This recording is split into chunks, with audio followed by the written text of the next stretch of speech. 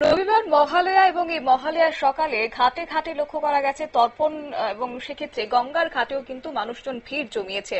আর সেখানে তর্পণ করতে গিয়ে 2 ভরি সোনার হার হারিয়েছেন এক মহিলা। জানা গেছে বাংলার চুঁচুড়ার ময়ূরপঙ্খী এর ঘটনায় একটা চাঞ্চল্য ছড়িয়ে পড়েছে। স্থানীয় থানার দ্বারস্থ হয়েছেন প্রবীণা বিপাশা সাহা। জানা গেছে এই ভিড়ের মাঝে ঘটনায় চাঞ্চল্য ছড়িয়েছে এবং কার্যত চুঁচুড়ায় তর্পণের ঘাটে 2 ভরি সোনার হার খোয়ালেন এই বৃদ্ধা। কি বললেন তিনি, দিন শুনুন। কি ছিল বাজারটা করে এসেছিলেন গঙ্গা, তারপর কখন দেখতে বুঝতে পারলেন? এখন মিষ্টি দোকানে গিয়ে মিষ্টি নিচ্ছি, তখন বুঝতে পারছি কি হয়েছে। ওয়াইফের গলা হাতটা নেই।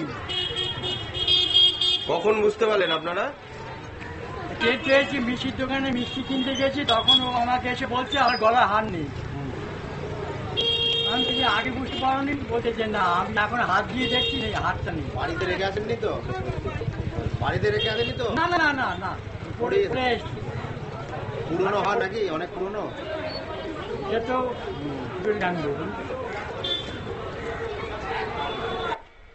অর্থাৎ তর্পণ করতে সকাল থেকে গঙ্গার ঘাটগুলিতে ছিল উপচে পড়া ভিড়। চুঁচুড়ার ময়ূরপঙ্খী ঘাটে সেই ভিড়ের মধ্যে স্নান করতে নেমেছিলেন বিপাশা সাহা এবং তার বাড়ি চুঁচুড়ায় পুরসভার 8 নম্বর ওয়ার্ডে বলে জানা গেছে। গঙ্গা স্নান করে ঘাটের পাশে একটি মিষ্টির দোকান থেকে যখন মিষ্টি তিনি কিনছিলেন সে সময় হঠাৎ করে খেয়াল করেন যে ওনার গলায় সোনার হারটি নেই। তর্পণে আসার সময় গলায় পরে এসেছিলেন 2 ভরি ওজনের একটি সোনার হার। আর সঙ্গে এনার বৃদ্ধার সঙ্গে ছিলেন তার স্বামী বিমল সাহা। তাকে বিষয়টি জানানোর পর রীতিমতো একটা হুলস্থুল পড়ে যায়। তারা দ্রুত ফিরে আসেন গঙ্গার ঘাটে এবং এসে পুলিশ কর্মীদের এই হারের বিষয়টি জানান দম্পতি।